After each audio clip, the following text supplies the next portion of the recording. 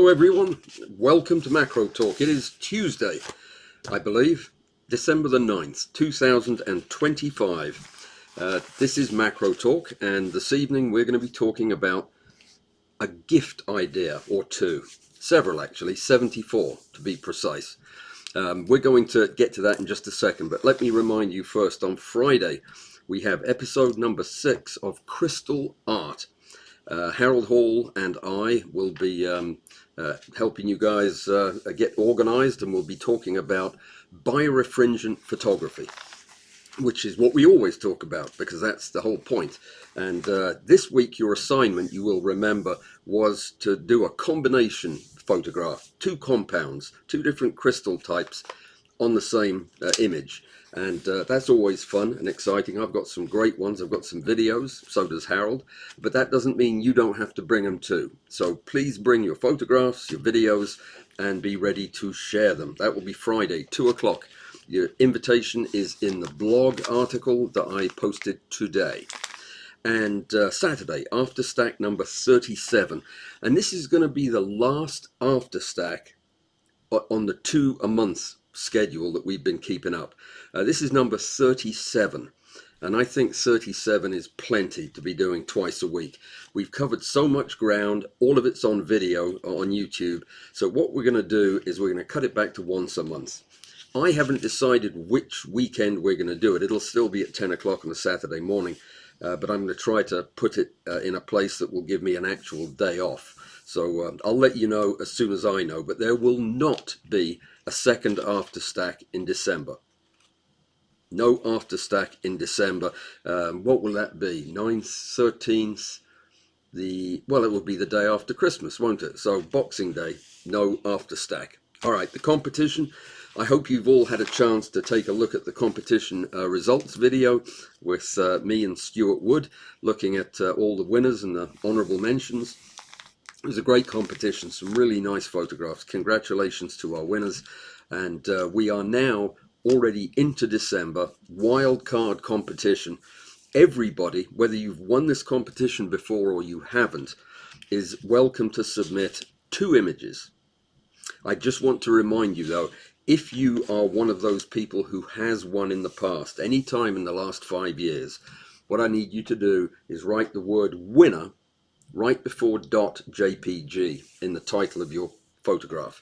That way I can keep you all straight. The only reason I need to know that is because the prizes will be split between the 2 groups, winners and non-winners.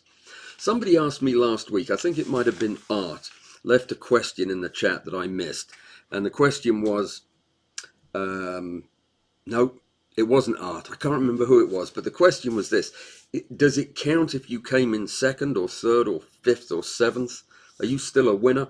No, you're not. You're a 2nd, a 3rd, a 5th, or a 7th. The winner is the person who is in 1 or tied for 1st place. So you either have to be the outright winner at number 1 or tied for 1st place. Even if you've won 2nd place 15 times, you're still not in that category. Okay? So just the winners. All right, my guest for the December competition is going to be none other than our own Bud Parrott. I'm going to be very excited to have him joining me to do this judging thing. And yeah, it's going to be fun. It's going to be tough too, because I feel like we're going to have a lot of pictures. Let me tell you about one thing. I was planning on spending a quarter of an hour talking this evening about something really exciting that's happening with the channel. I didn't leave enough time in what I'm doing tonight to do that, so I'm going to push it to Thursday. However, if you want to know what it is I'm going on about, just read the blog post I put out. It's long and boring, but it gives a little bit of history and explains how we got to where we are and what I am getting ready to do with the channel. If you're interested, go over there and check it out. Let me see. There's one other thing I wanted to tell you about. Forget about it. I'll get to it on Thursday. So we have 2 weeks left until the holidays, and that's a time when traditionally people give one another presents. Now, I know you're all macro photographers, so this is a macro photography gift list, so it might be more something that you'd want to use as a hint guide, hinting to your anybody who might want to give you a present, that this is what you really want. And I'm going to go through basically a year worth of things that I've written on my list that I wish I had, or I wish I could get to try. And some of them I do have, and they're just going to be straight recommendations of things I think you would love. And it is very much tuned to macro photographers.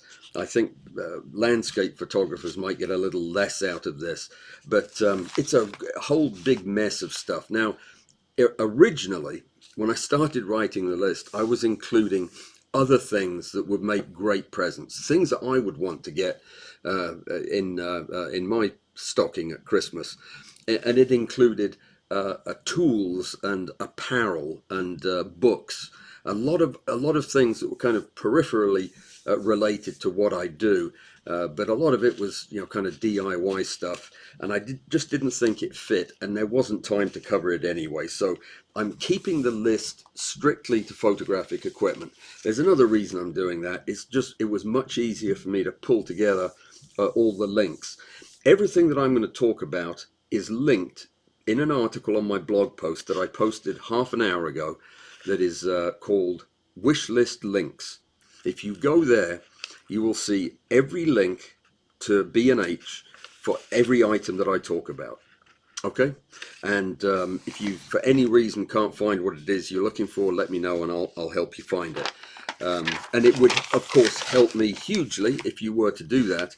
That's not the purpose of this evening's activities, but it is a very a useful side effect. If you do use those links, I do get paid some money from B&H. It's not much, but it's better than nothing. There you go. So let me see. What have I covered? Everything? I think so. Yes, there are about 74 items, and I am not going to present them in any kind of order. I had them in order, and then I saved them, and they got out of order, and I couldn't figure out how to put them back in order. So they're a complete and utter mess. Don't worry about it. It'll make it more interesting. You won't know what's coming next. You probably will know what's coming next, because I also can't figure out how to show you the various items on the other page without showing you the list. Don't worry about it. Just close your eyes between items and you'll be fine. So that is now everything that I needed to tell you. So why don't we get down to it, because we've got 74 things to talk about in 50 minutes. That is a minute and a half a piece, which is not much. Let me see if I can get this. I'll cover my face up. That will help me. Let's see. Oh, there is a way I can do this, apparently. So the first thing I would think would be a great thing to have on your wish list, if you are a photographer and you also like to do some printing, this would be a super thing to have on your list. This is Moab. It's a paper. They call it juniper. It's a baryta rag. Very artsy. It's very textured. It's good for using with the inkjet printers, but it makes the most amazing archival quality prints. The stuff is just fantastic, and it is obscenely expensive. But yeah, if you got that instead of getting a new car you were hoping for, you'll save some money. It's about $130 for a box of sheets of these. I think there's 50 in the box. No, 25. Oh my goodness, it is awfully costly, but lovely nonetheless. So that's the first one. I'm gonna do this. I'm going to pull I'm gonna pull the thing over here so that I won't have to show you everything that's on the list. So it'll be more of a surprise. There's a thing called Wish List that you might be familiar with, that B&H uses. It's a great way to organize these things. And now look there, it shows you the price. This is the Datacolor Spider. This is what I use to calibrate my screens. I have 2 screens, sometimes 3, and I calibrate them all at the same time using this particular calibration device. It's by no means the most accurate, and there are far more expensive and fancy ways to do the same piece of work, but it's worked very well for me. I'm very happy with it. I end up with monitors that look like they were made in the same factory. So, and it's also fairly reasonable compared to the prices of some of the other systems that are out there.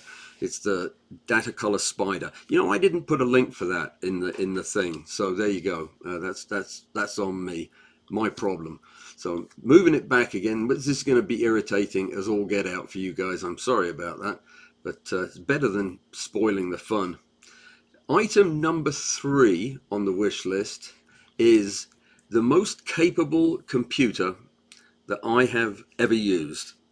It's the Apple Mac Studio. It's what I'm using right now. It's what I'm streaming over. And it is an unbelievable computer. Now, mine is probably spec'd out differently than any that you might buy. I have about 196 gigabytes of RAM and two SSDs in there, but it doesn't matter. I know lots of people who have the much smaller version, but it is a wonderful computer. It really is incredibly fast, and it is the best computer for editing video and still photographs that I've ever used.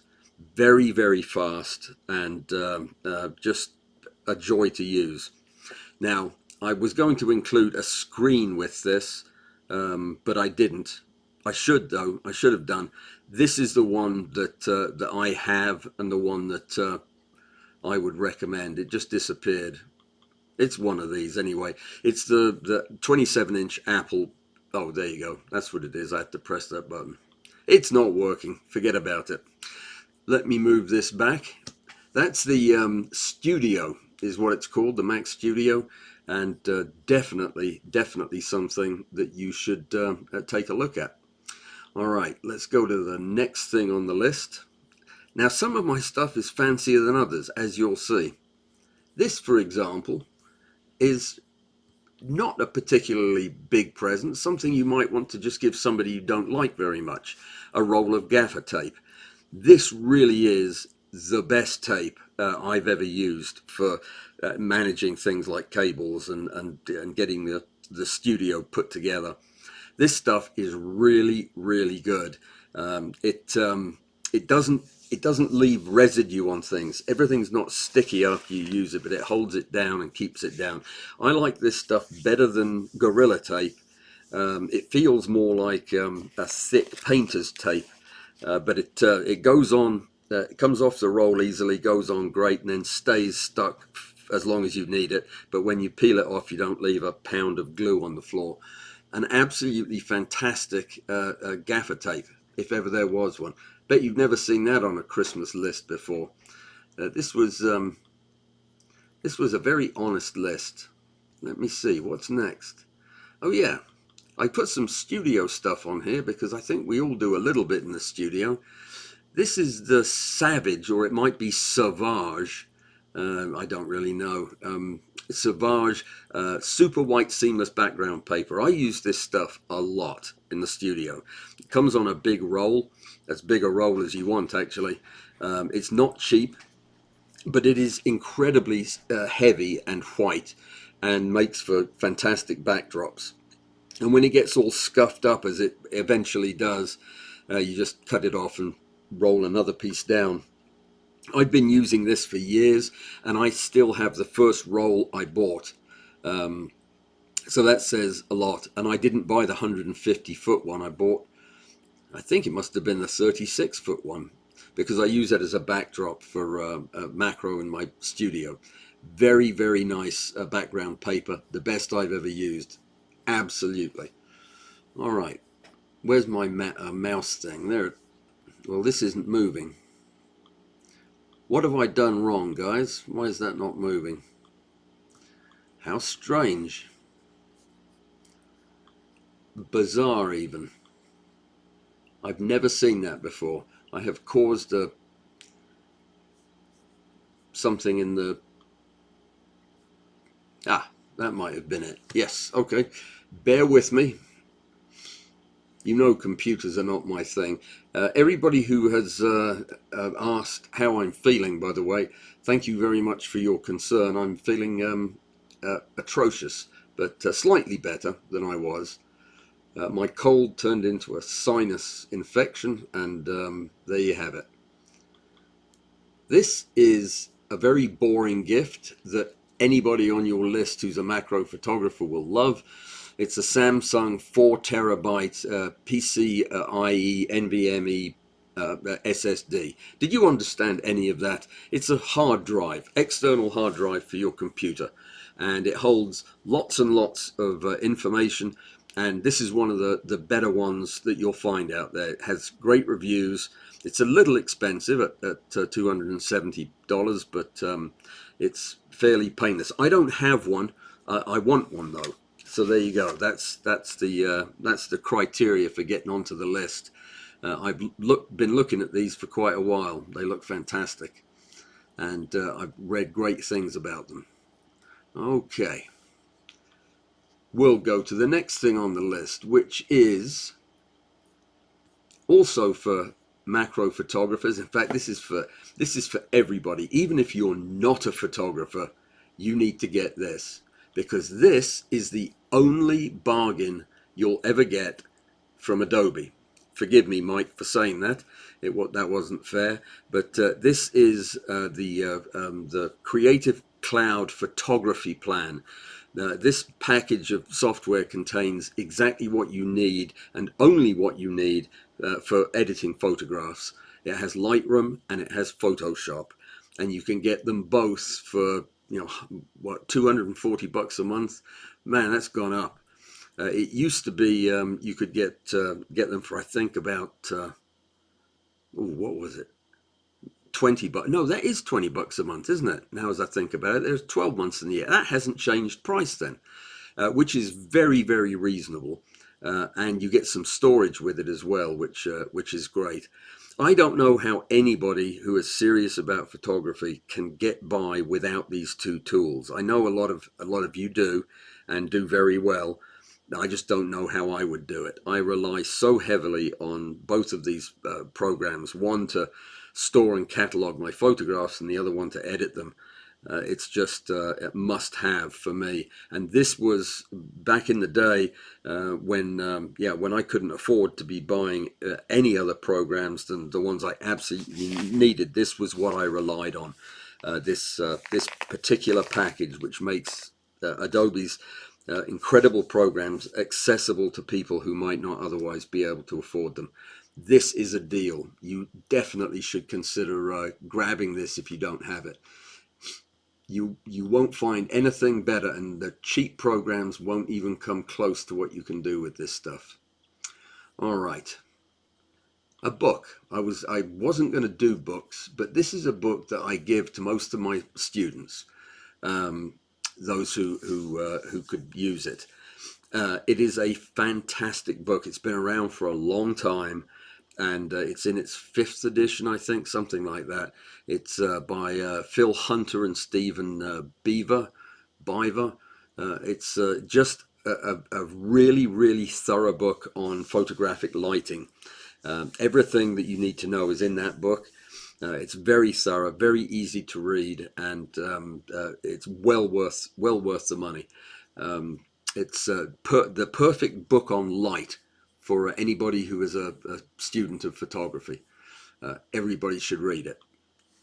Must read.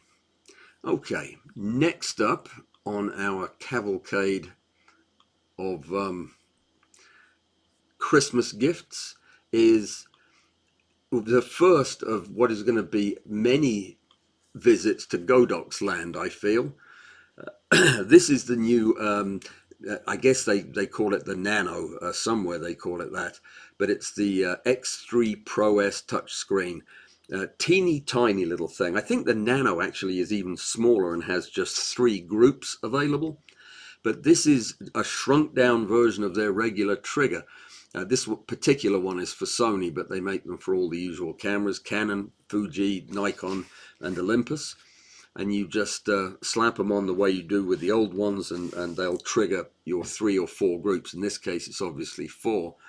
It appears to have all the exact same functionality of the much larger X Pros that we all use. But this one looks really nice and it's reasonably priced. So that definitely deserves being on the list for Christmas.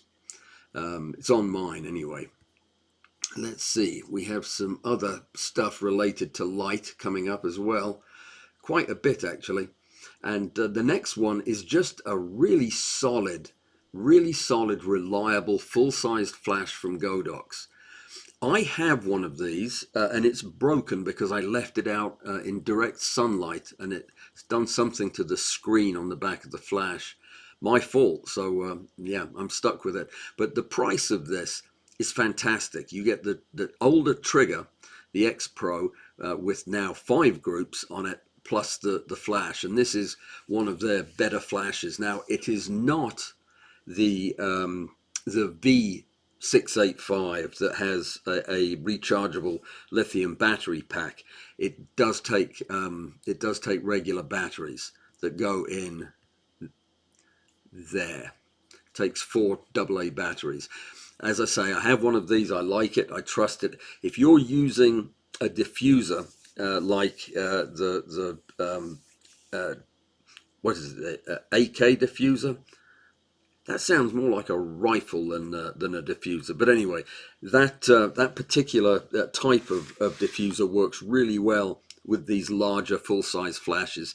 And if you use flash for anything else, this is the kind of flash you want. It has a pretty high guide number, puts out a ton of light, and until I killed the screen, it worked really well. So definitely a good one to think about if you're in the market for a full-size flash. There are going to be some others that are a little more esoteric, shall we say, flashes that is. Let's get to them in due course. So next up, we have one of those very lights that I was just referring to. This one is, I'm including this as a wish list item because I would like to see it, to see if there's a reason for its price. This is the new Canon. This is the version 2 of their EL1 flash. And yes, that is the price. And that's for the price for 1, not for 6, as you may have thought. It's a very nice looking device, but it's more expensive than a Pro Photo flash. So there you go. I don't know what it does. Maybe it talks to you or reads you books on tape. I don't know. Very expensive. I read all the specs on it and I didn't find anything that convinced me as to why it should be that expensive. So maybe it's indestructible. It's got to be something. It's on my wish list just because I want to see it and see why it's so good. There are 2 Godox V1 flashes, and I'll show you the first one, which just happens to be for Canon. And this is one of the round-headed, more powerful, faster recycling time flashes than the regular shaped flash heads. If it sounds like I'm distracted, I'm looking for something to blow my nose on right now. I'm not going to make it through the live stream without doing that, but I'll figure it out. So this is the first version, the V1. It's very nice. It's very powerful. It's real easy to use. Has a very intuitive system, and it has a great magnetic fascia on the front for attaching your modifiers. It's not expensive for what you get. That was replaced, however, by a newer version that is even more popular. Let me see if I can find it. Here it is. It's the V1 Pro. This one is for Sony that I'm going to show you. It's more. I think it's more actively weather sealed than the other. Not that you're going to be out in the rain using a flash and taking pictures, but it is their latest version. And very nice it is indeed. It has the same interface as pretty much all other full-size Godox flashes. I forget what the guide number was. We can look that up, but it does. This one does use a lithium ion battery. Somebody is probably going to ask me why, when we get to the end of this, why didn't I mention the new X30s or whatever the little teeny tiny flashes are? It's because I am absolutely unconvinced that they are the right flashes to be talking about, and also that the little ones that look more like the old 350s that I also anticipated being on my wish list are not, because I've been reading some really terrible reviews about them.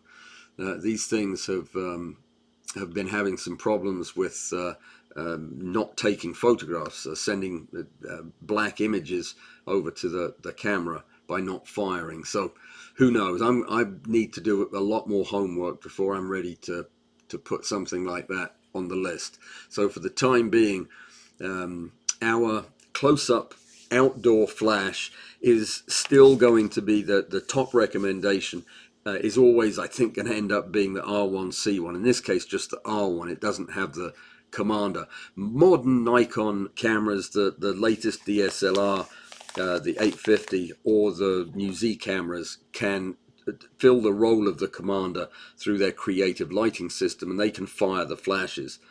And this is not a bad price. These are the best outdoor flashes I have ever used. Their ITTL is quite amazing. I never thought I would say that about ITTL, but it really is unbelievable how accurate it is and how good the lighting it gives.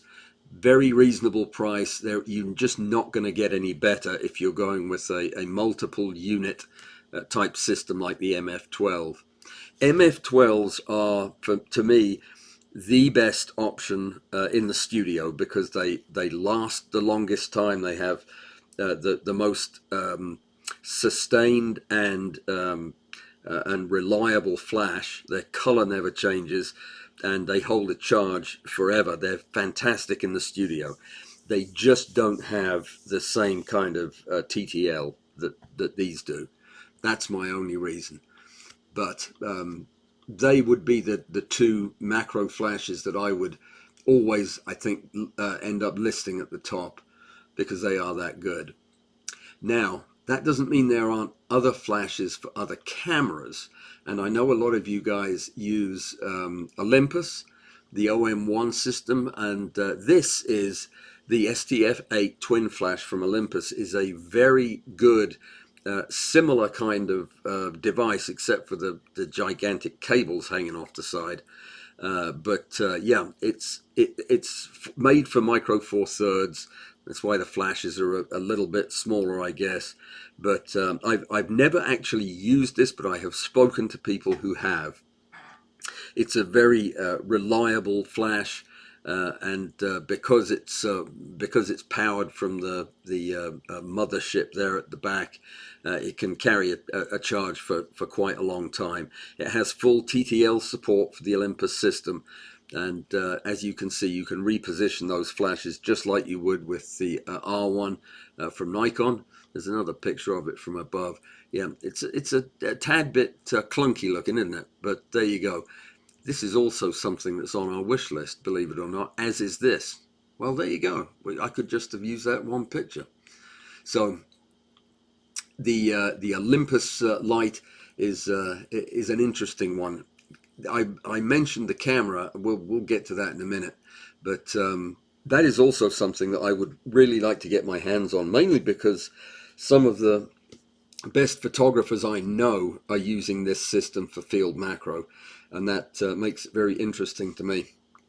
I'm going to show you another flash. I have this flash, except it doesn't have the word Canon on it. I can't remember what word it has on it right there, but it's a different word, but it looks exactly the same. And according to the numbers, it is exactly the same, but mine cost about $200 a long time ago. So this is maybe slightly overpriced, but if you are into using ring lights, and I am perfectly fine with them, providing you can diffuse them effectively. I built a little thing to diffuse mine, and it worked fantastic. $600 seems a little steep under the circumstances. No, it seems ridiculous actually, but there you go. It's a present, so shell out for it. What is this one here? Yeah, same kind of deal as the Olympus. Yeah, you've got cables coming out the top of that one, and a ring on this one. So yeah, same deal. I think it's the same two flash tubes run off the same commander. So these are perfectly acceptable if you can use ring lights, if you're happy with them, and I certainly am. And you have the pleasure of knowing that it's a real deal Canon, if that's the kind of camera you're sticking it on, or lens I should say. So next up, hang on just a second, it's giving me error messages here. Here we go. Next up is I think the last of my flashes, and I have to throw this out because I still believe that there's not a better product on the market for what it does and what it claims to do and the price. This is a 2 light set for the Godox MF12s that I absolutely swear by. There are other versions of this same flash that are made by, is it Mikey makes one, Bolt makes one, and the Adorama brand, Flashpoint makes one. And they look like they were made in the same factory. I have bought a couple of the Flashpoint ones because they're only $50. These are $100 each. But I have 8 of them that are now going on 4 years old, and they are still holding a charge all day long. So I use them at very low power, and I use a lot of them at the same time, but I have been extremely happy with them. I only have one of them that died, and I'm gonna fix it, but in the meantime, this really is about as good a macro lighting system in the studio as you're going to find. Not quite as good as the super expensive R1C1 outdoors, but fantastic in the studio, and the price is right. You can add another 2 lights to this for another $216. So not that bad. I think that's it for the flash stuff. Let me see, what else do we have? Some of this stuff might surprise you. Some of it might not. That probably did not. What are you using for your cards, your memory cards? Because this is something that I would highly, highly recommend. I love these Delkin, the blacks. Gosh, what are they called? CF. You know what I'm talking about. It's the, it's written up there, CF Express Type B 4.0. This card is so fast. It works perfectly in my Nikon. And it's fast, it has a huge capacity, and it's ridiculously expensive, but they all are. They're all super expensive, and you don't have to get the 1 terabyte. I don't have the 1 terabyte.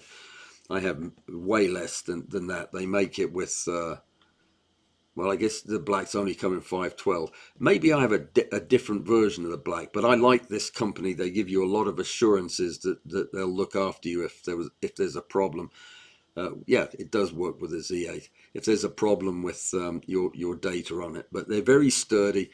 I have had no problem with it whatsoever. Love them. It's definitely the next brand I'll be buying in that CF Express size. Now, there are other sizes of memory card that would be a little bit different as far as my choice, because I've been using them for so long. I just trust them, and one of them is the micro SD that SanDisk makes. I really have a preference for using these. I have the 128 gigabyte and the 256 UHS-1. They're really good for video applications like the whatchamacallit, the action cameras.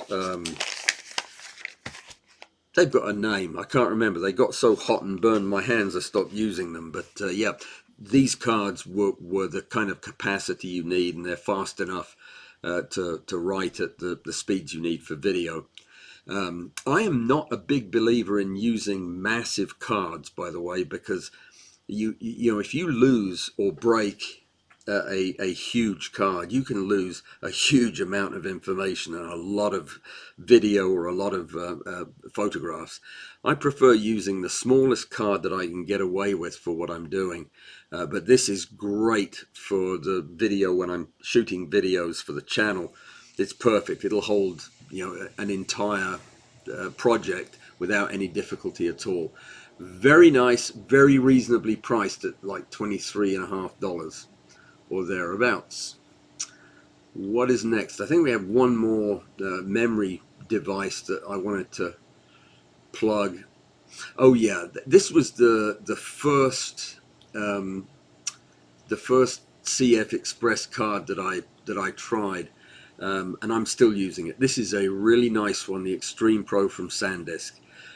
It reads blindingly fast at 1700 megabytes per second. It's just incredible. It's fantastic for shooting really high resolution video, and yeah, it's a great card. Very well sealed. They're solid.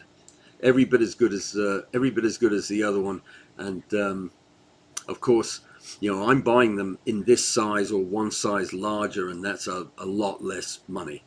Let's see what the 256 is. 140. Yeah. I wonder what their terabyte. They don't have a terabyte. Yeah, 160 for 512. Very reasonable price. All right. Next on the wish list is, let me see. It's not taking me back to. It appears to have. It appears to be taking a break, and doesn't want me pressing the buttons for right now. Let me try something else. All right, I have found the wish list again, and we're never going to get through this list. I am going to show you what is my favorite strap. I don't use a strap all the time. Unless I'm, you know, going to be out in nature for some time, I've messed it up again, haven't I? I generally don't use a strap. I use a wrist strap, but when I do use a strap, this is the one I use. It is absolutely fantastic. You just pull these little toggles and you can shorten and lengthen the strap with no effort whatsoever. It's made of a kind of slick material that slides over your shoulder. Very nice, and it comes with 4 of these little gizmos that will show up again in this list. These clip onto your camera's D-rings, and then these round bits snap into these things. I've been using these for a decade now, and I have never had a problem with them. I love the look and the feel of the hang on, I've got to figure this out. No, that's what I'm trying to get to. I love the look and the feel of the whole strap. It's nice and wide, doesn't hurt your neck, and it's very reasonably priced for what you get. It's as good as any I've ever used. I seriously do not know how to get this back over to the other side. Does anybody know? Well, it wouldn't matter if you did know, because you wouldn't be able to help me. Well, that didn't do anything. Okay, let's try something else. And that just brought it back to the same thing. Chat amongst yourselves. That's where I'm trying to get to, is at what do you do with this? I cannot get to the buttons that control the size. Let me just open up another window. Let me try that. Let me get rid of this though. Well, I can't, can I? Oh dear. Guys, I'm gonna quit it and start over on another page. So yeah, any questions from you guys? The Godox Nano is the one you just showed. Godox has a trademark problem with Nano and had to change it. Oh, because of Apple, most likely. I'll see if there are any other questions. GoPro, that's the one. That's the camera I'm talking about. GoPro. Thanks, Joseph. Yeah, the oh, what a mess that thing was. I'd be taking video out in the woods, and the thing would get so hot that I couldn't hold it anymore, and then the batteries would be dead. What a mess that thing was. Now, to get back to my wish list, you know, it's not going to be easy because I have to put in all my passwords and I can't remember what they are. Just you don't worry about it, I'll get there. All right, we're making progress. I'm back. Thank goodness for thumbprints. There we go. All right. So the disaster is averted, and I'm back to the list. Just wish Peak would add a swivel so it wouldn't twist. John, mine doesn't twist at all. The strap itself, if you're carrying it by the strap, yeah, and David is right that no strap makes accidents happen. I couldn't agree more. I do it because yeah, sometimes I'm lazy, and that's just the way it is. I'm going to show you really quickly the other part of this, and I'm going to do it so I don't cause the thing to disappear. There we go. The other part of the strap thing is these. Good grief, what is that writing over the top of the picture that you guys are looking at? I do not understand that at all. Hang on a sec, you can watch. No, that's not going to do it. Something has gone awry. Okay, that fixed that. And I take it you can still see the thing. Yeah, okay. I hope so anyway. These are the gadgets that you absolutely have to have in order to make the that Peak design stuff work. These slip onto your camera. There's probably a picture of it. There you go, just like that. And then click into this, and they are wonderful. And I've never had a problem with twisting. It's probably because I don't have them on long enough, but there you go. It looks for some bizarre reason like the size of the window that you guys are seeing is wrong.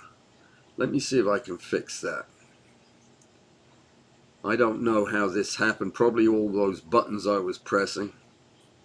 Let me see. There. If that's the case, then you have been getting a lousy picture the whole time, in which case I'm probably fired. So there you go. I'm resizing the window that you're seeing, just if you were wondering what I'm doing here. I normally don't see this part of the screen, but yeah. Okay. I hope to goodness that didn't mess it up any more than it already was. No, it appears to be okay. Alrighty, next thing on the list. Gosh, we're not going to get to it, but let me talk less and just show you. This is the device that I use when I'm not using my strap. This thing goes around your wrist, it snugs down, holds onto the edge of the camera, and I love it. It's like that. Very easy to use. I use it more than I use my camera strap. Of course, if I fall over, I'm still going to probably land on the camera, but yeah, that's the way these things go. It's very comfortable. Really enjoy using it. Back to the list. Next up, you're probably wondering where the really cool stuff is. It's coming up. This is a very expensive but gorgeous backpack. This has been on my wish list, and I use Low Pro as it is, but this one looks particularly good for longer hikes and more time out in the woods. It's just got so much room in it, Absolutely gorgeous and well made. I've seen a forerunner of this, but not this one. The one I use is the Pro Tactic, and it's the best camera bag I've ever used, and I've been using it for 8 years, 9 years now. In fact, I've got it included on this list somewhere. Oh, here's one. If you're completely cheap, or you have somebody on your list that you really don't want to buy anything for, but they're a photographer, get them one of these phone cases, a phone pouch. I saw this and I thought, what a brilliant idea to put your phone in there and tuck it away into the into your backpack, or put it on the strap. Because I drop my phone a lot when I'm out in the woods, and this would definitely help it. So it's a good idea. Well done, Lowepro. Well done, you guys. Oh, I just dragged the wrong thing back over. All right. Now I'm confused.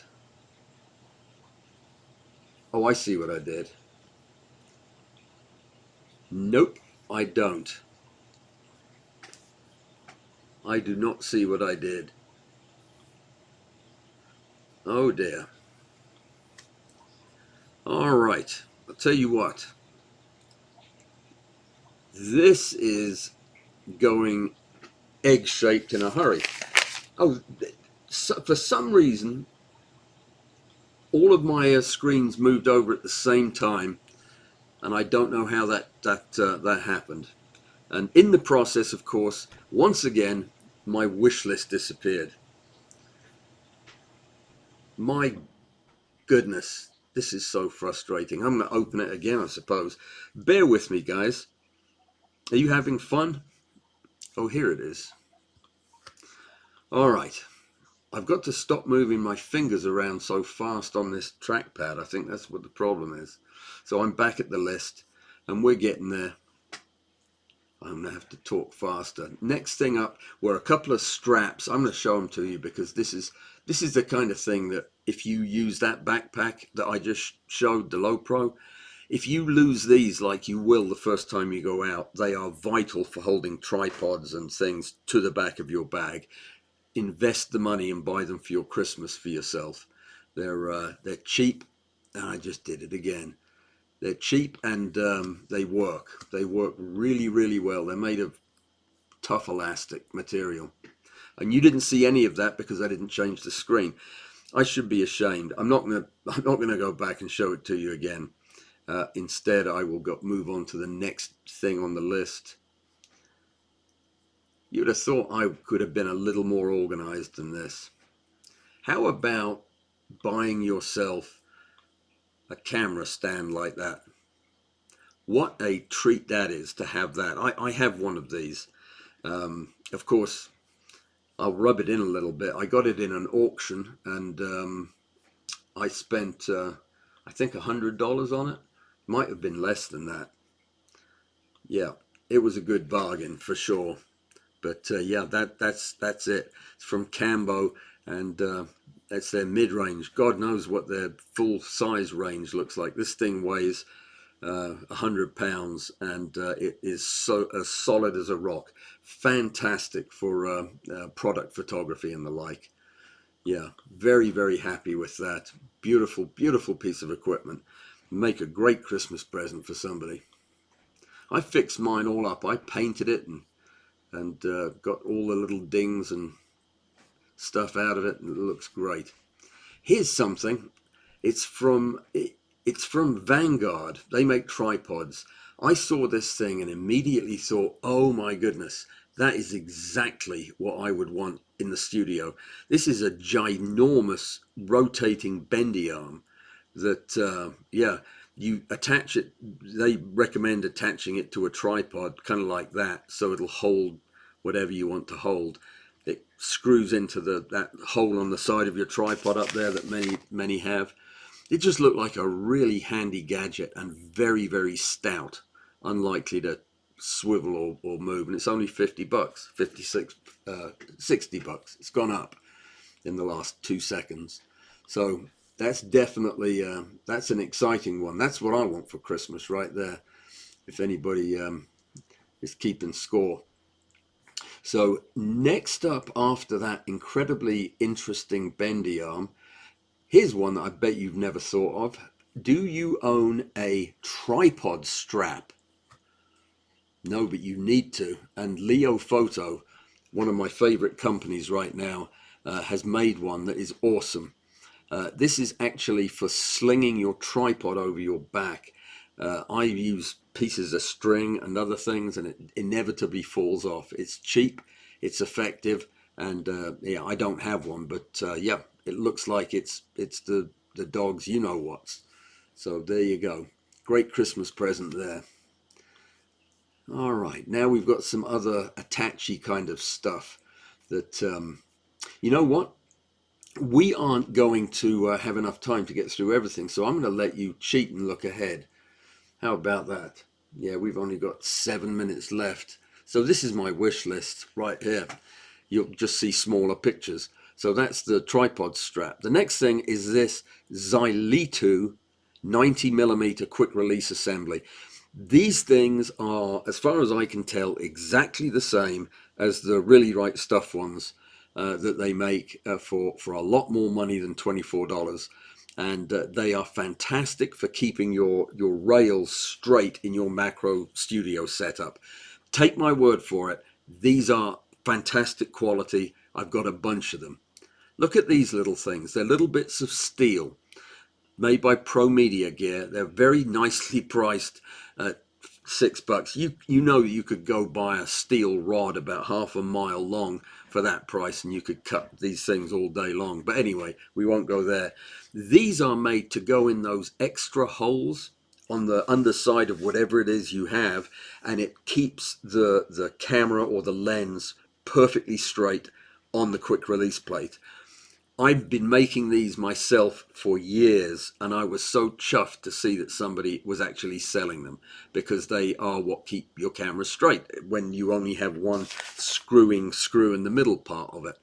This is the kind of thing you would want. This also by Leo Photo for supporting a long lens. In my case, there are plenty of times that I would rather have my camera and lens supported by the camera rather than by my 200mm lens, which I use as a tube lens with microscope objectives. That being the case, this is exactly the kind of support that would allow me to use them more supported than they are with the shoe that comes on the lens. So there are lots of reasons to use this, but it would work well in macro. Next up, the best rail you will find for macro photography is this Sunway Photo. I buy these in 30, 40, 50, even 60 centimeters long. They are perfect for mounting everything on there. A double dovetail at the top, dovetail at the bottom. They're indestructible. They do not twist. And they are, again, as good as the Really Right Stuff and other brands. Leo Photo makes the best bi-directional double mini clamp. This is what I put on my rail with the camera on the top clamp, so that in a mere second I can change the camera from if the mount on my camera is horizontal across the I'm gonna have to use hand signals to show you. If this is my camera and the base plate on it runs side to side, then that clamp has to be situated in one direction. But if I have a lens that has a foot that a shoe that faces to the front, I have to rotate that 90 degrees. That is what that device is for. And there are very few good ones out there, but Leo Photo makes one of them for $39. Put that in your stocking. Take it out of your stocking before you go for a walk, though, because this is quite large and it will hurt your foot. This is the Really Right Stuff. $105. I'm going to show you another. This is a 60mm screw-in. This is the one that comes standard on the stack shot. I'm going to show you one made by Leo Photo that costs a fraction of, well, there it is right there. Same thing. 60mm screw knob. Can't tell the difference between the two, really. And yeah, it's fantastic. And it's $30, so you could get 3 of these. Can you believe I'm putting thumb screws in my Christmas list? This is the best thumb screw. I've got a couple of these. That handle makes it easier to turn than you would believe. And it fits in almost all of the holes that the thumb screws have on the bottom of your devices. This Sarui quick release clamp is awesome. You have to unclip it, but when you do, you can press this lever and it lifts the thing out very smoothly, very comfortably, and when you push it back in, it clicks into place. Very fancy. I like it. $30.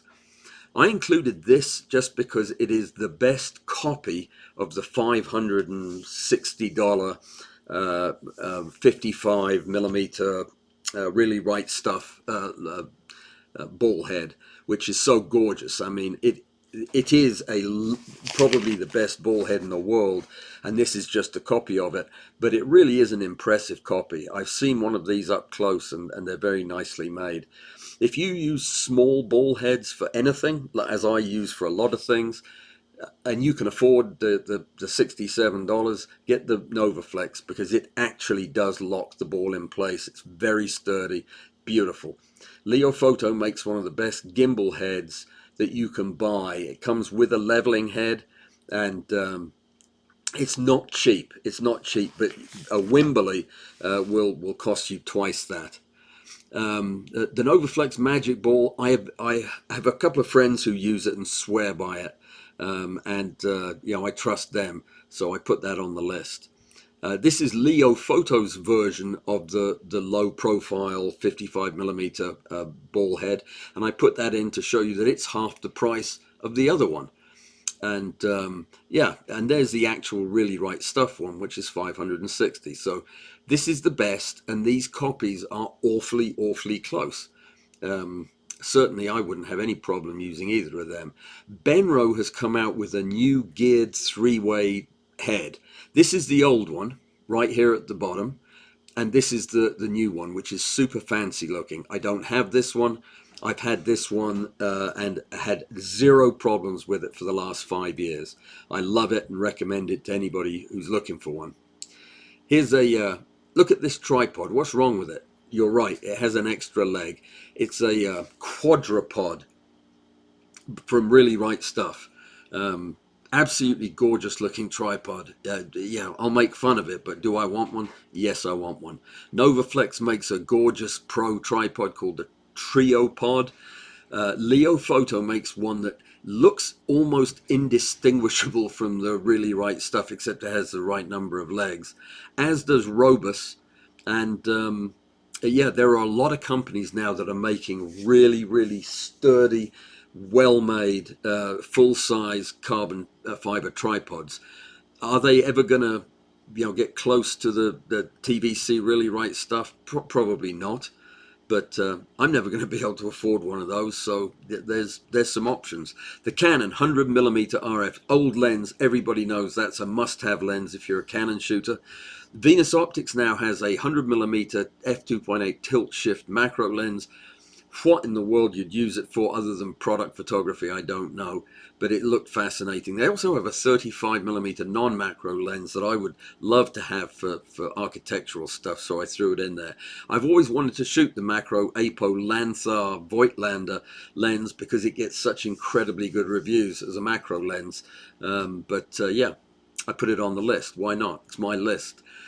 Venus Optics, this is the new 180mm lens that I have not seen in real life, have not shot, but I have friends who have. Mike Olson is one of the owners of this lens, and he speaks highly of it.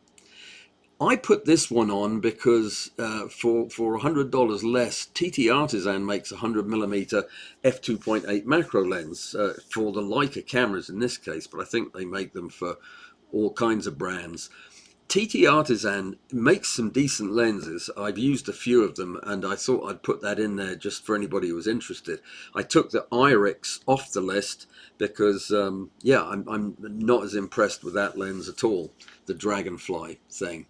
The Olympus, those who shoot Micro Four Thirds swear by this 30mm f3.5 macro and the larger 60mm macro that's coming up. I have used Tamron macro lenses since I started shooting macro. This is the new one, the DI3. I have the DI2.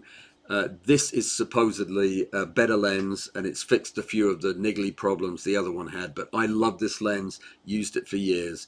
This is the Dream something or other, Dream camera. Oh, I can't remember what it is, but it's a lovely, fantastic lens.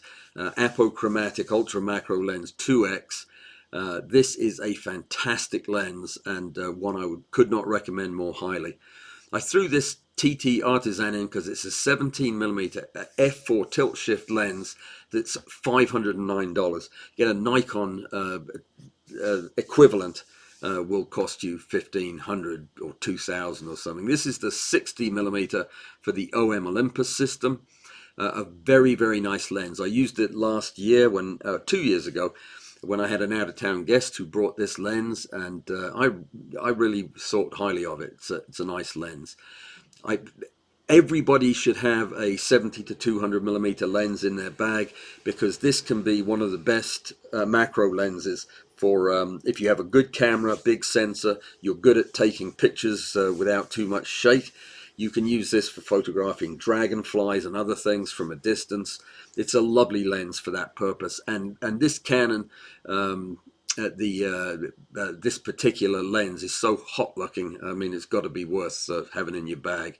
This is the best macro lens in the world, without any doubt. The micro Nikkor Z, the MC105. This is my macro lens, and it is spectacular. A distant second might possibly be the Sony, the GM. This is their f2.8 macro. Steep, isn't it? But $14.98. But of course, I'm just making fun of the people who own it. It's a spectacular lens, gorgeous lens. They both are. In fact, all of these are. I don't know how this got on there twice, but yeah, SanDisk. People tell me that this Tether Tools USB cable is the best thing in the world. Okay, I'll take your word for it and I'll put it on the list, but I'm not spending 60 bucks on a USB cord. I'm really not. I threw this on here just in case one of you goes mad before Christmas and sells your house and decides to give Alan a present. The Hasselblad H6D 100C medium format DSLR camera is the most ridiculous camera in the whole world, and I just love it. I know a few people who use this camera for product photography. It is spectacular. Here, an A9, I'll settle for that. That's a third of the price, and it comes with a 2470 lens, a battery, and a card and a bag to put it in. You're not going to get a better bargain than that. Here's the OM1. Is it the OM1? Yeah, the Mark II. This is the one that folks use to do in-camera stacking, where they actually stack the images in camera too. I have not used it. I put it on the list because I want to use it and give it a try. Here's the best mirrorless camera in the world, including that one. This is the Z8, and doesn't get any better than this. This thing is light and responsive and sharp, and a joy to use. The last thing, and we are finished. I know we ran over for 5 minutes, but if you have any equipment that is prone to become damaged if it gets soaked in water, then you need to buy a whole bunch of these. Not necessarily from Pelican, mind you, because you can buy them at Walmart for about $1 a piece. But these cans of silica gel, you bake them in the oven every 6 months, and they suck up water like you wouldn't believe. They are the best thing for keeping your equipment safe and dry and alive and usable for years to come. That's the wish list. It was a bit scrappy because of my poor preparation, which I'm blaming on my head cold, but we did get through the list. If you have any interest in any of those things, go to my website, blog page, look for the most recent post, and you'll find the links to all of this stuff in there. Otherwise, thank you for your patience. I will see you on Thursday. I'm going to read the comments now after I sign off. But the answer to the questions is yes for some of them and no for others. And thank you for coming. I'll see you